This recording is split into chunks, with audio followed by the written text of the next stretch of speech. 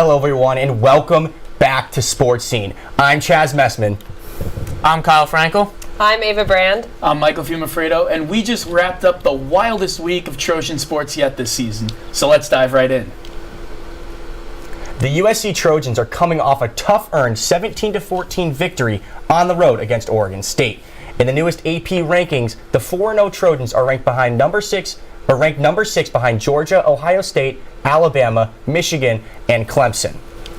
So obviously this week against Arizona State, the Trojans are coming in ranked at number 6. There are two teams, though, that they are ranked above that is somewhat controversial, Michigan and Clemson. Michael, do you think that's a fair ranking?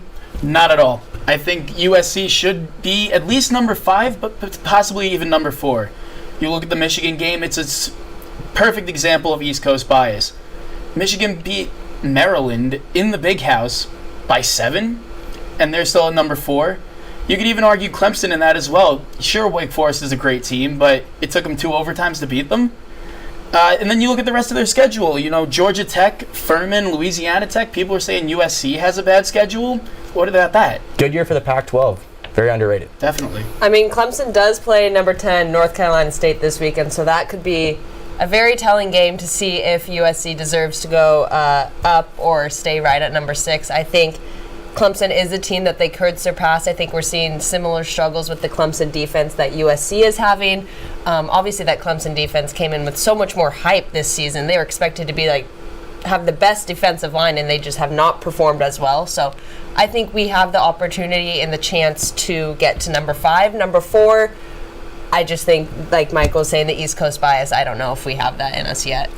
Well, we might not be able to overcome that East Coast bias. I'm right there with Michael. Michigan does not deserve to be number 4. I apologize to my family who are alumnus, but their out-of-conference schedule is the weakest I've ever seen. It's 3 teams that are all in the bottom 10 of all of FBS that have only combined for 2 wins against FCS opponents. It just makes no sense. For me, the one that really stands out is Clemson. I do not think Clemson can beat USC on a neutral site because the reality is DJ Uiagalelei cannot keep up with Caleb Williams and that USC offense.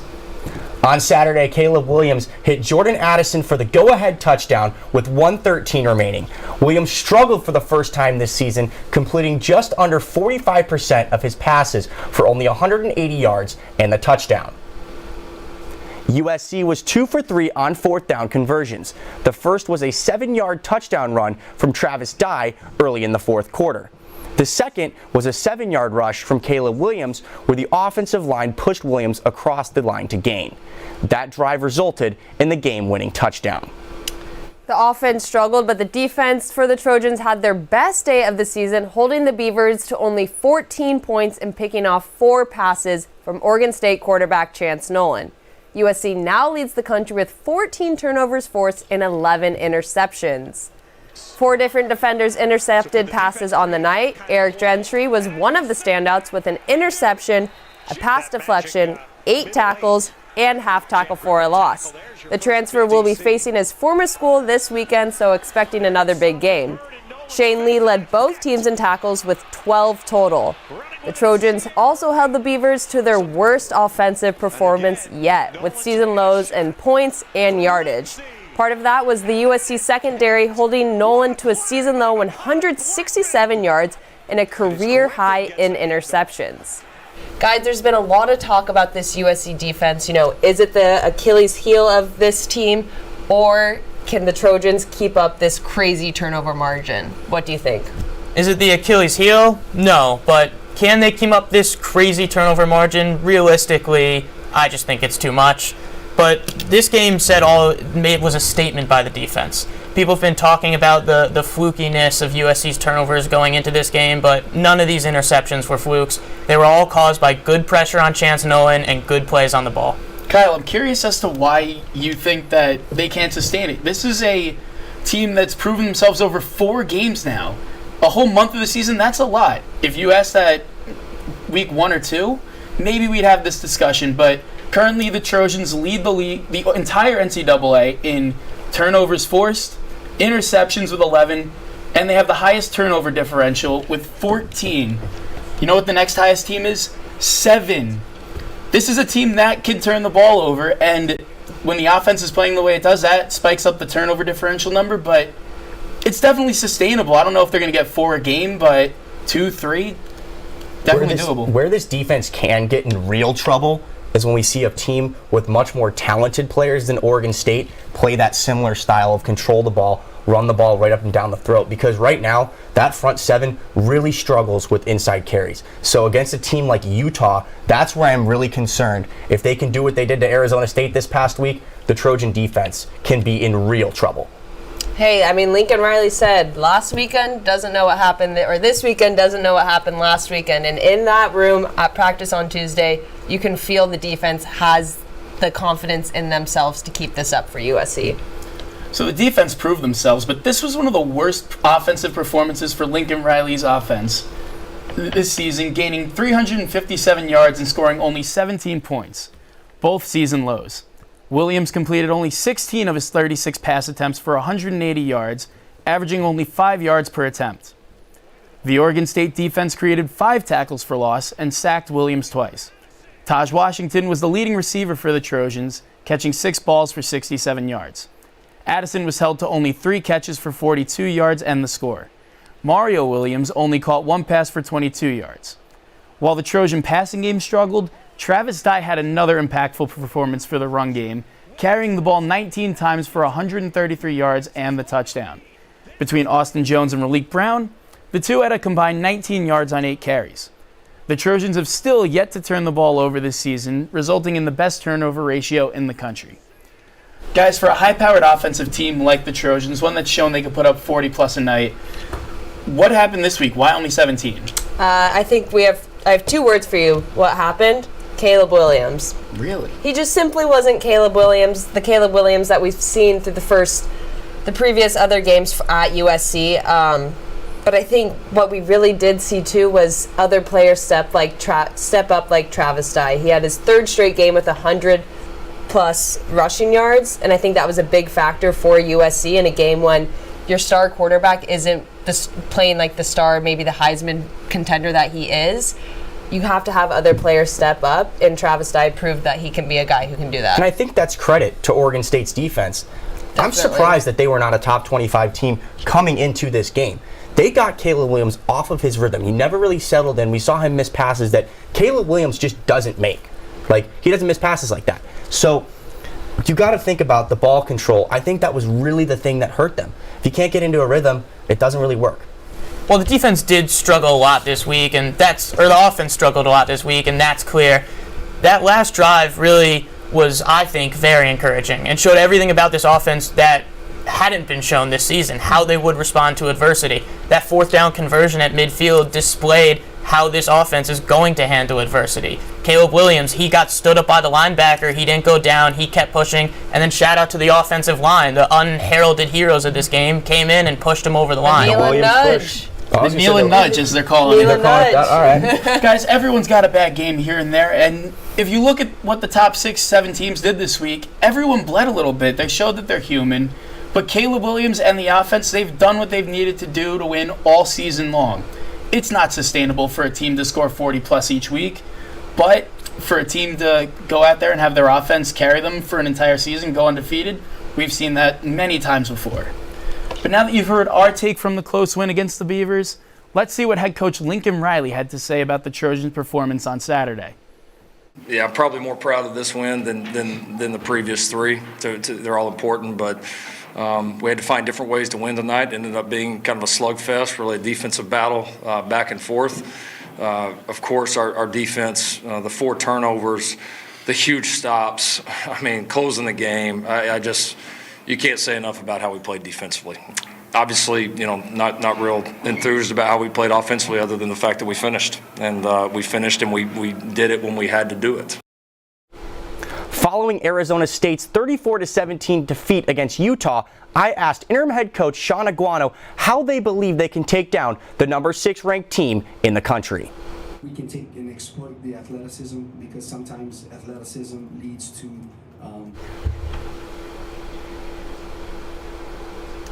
It's been a disastrous season for the Sun Devils so far, losing their last 3 games and firing head coach Herm Edwards after Week 3's loss to Eastern Michigan. That was a rough one. New coach Sean Aguano's positive Ohana approach hasn't been able to turn things around just yet. With only 6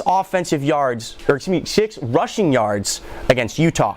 Emory Jones struggled once again, throwing 2 interceptions. He was sacked 5 times for negative 26 yards rushing. The Sun Devils were tackled 8 times for loss in that game against Utah.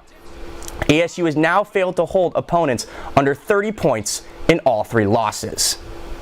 So, my question for you, is this not going to be a blowout, or is USC going to put up 60 and my Sun Devils are going to have 10? Well, USC just has to come out firing this game. It's, as everyone's saying, it's a cakewalk, but does USC probably see it that way? No, they see it as a regular game. The offense is on show this week. Caleb Williams is on show this week after what happened last week. No more is this about the defense and trying to get everyone, proving everyone wrong. This is now the offense's show. That's where the focus is. It should be a fun one to watch. USC is going to put up 60, and they are going to show out because they have to.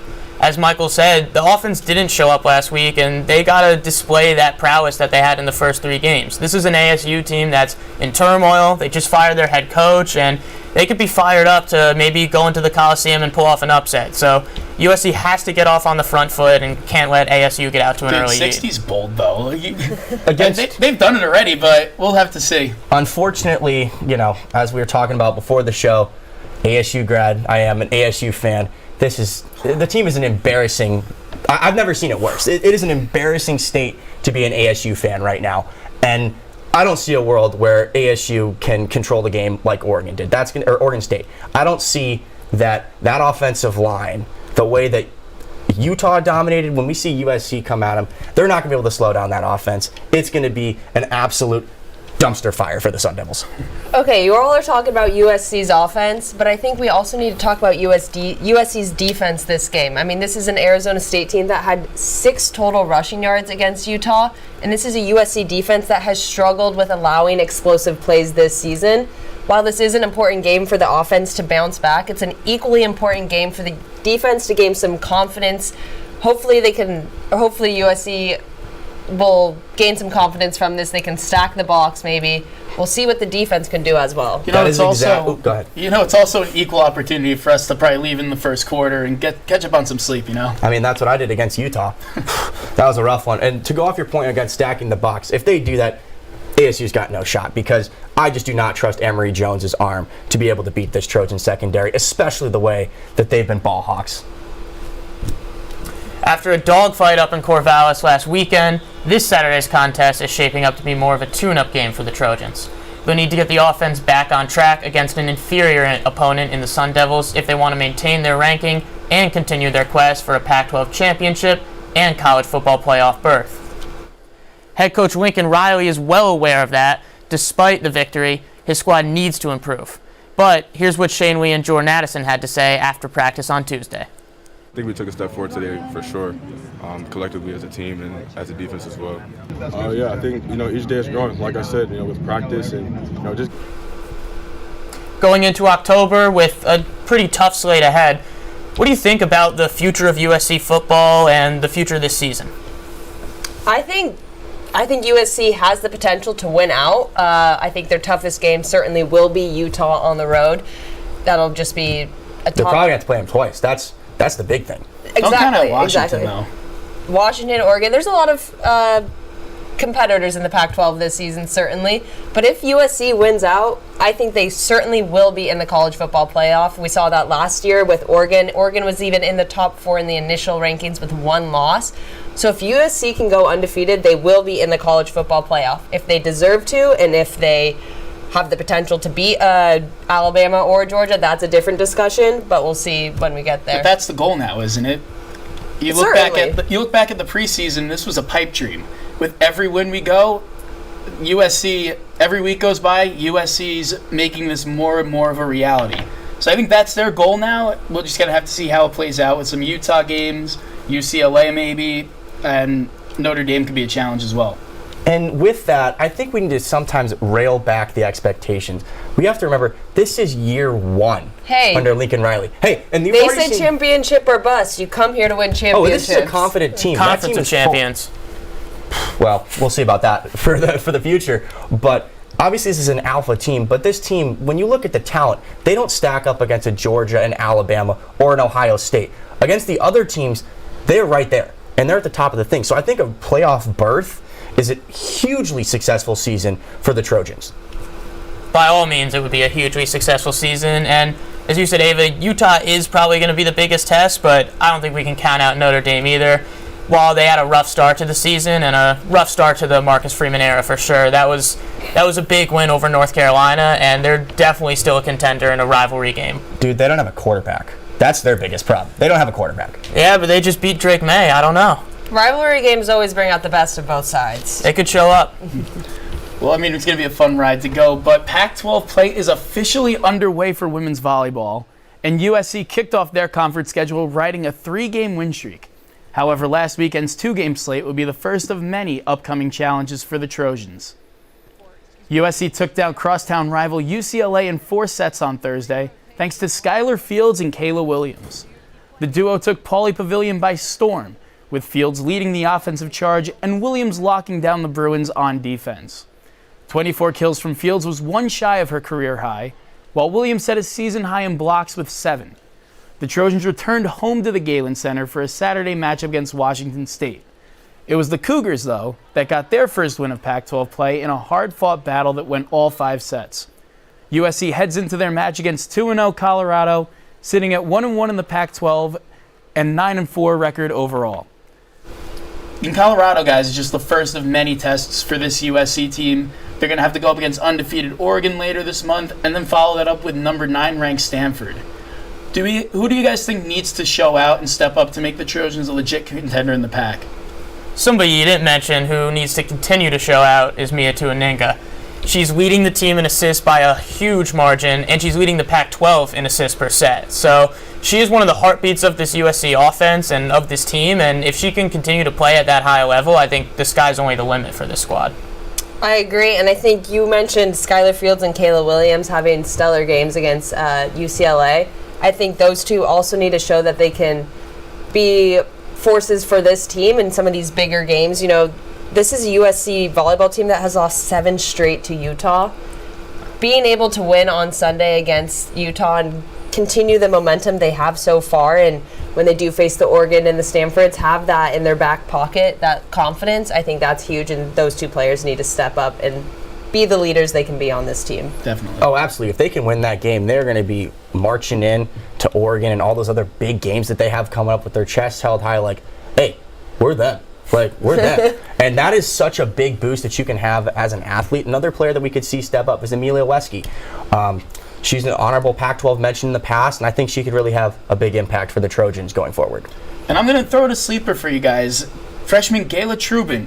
She's been very good so far this season and definitely has the potential to become the star that USC needs this season.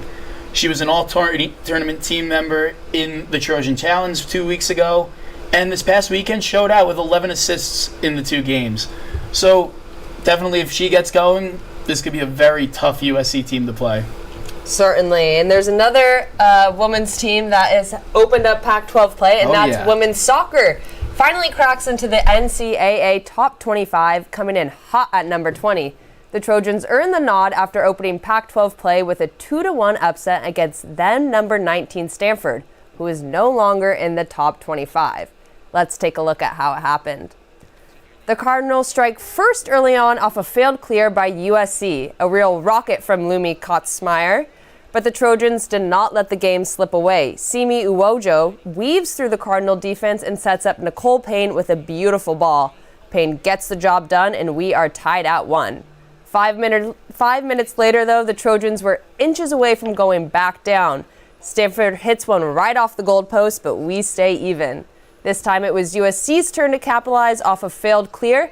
Payne strikes from the top of the box, and the Trojans are ahead by 1, her second of the day. Anna Smith holds it down in the net, a season-high 9 saves, none more important than this one in the 84th minute to secure 3 points for USC.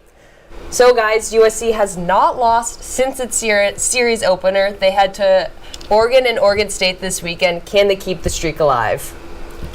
I mean, if history tells us anything, the Trojans have a 44-8-3 record all-time against the two schools they're facing this week. This team is red hot right now. They're going in with confidence. They just took down Stanford, who I believe was the Pac-12 or national champions last year. And now they're finally ranked in the top 25. If that's not confidence, I don't know what is. Not only is the team red hot, but the goalie's red hot. Anna Smith is third in the Pac-12 right now with a save percentage just north of 82.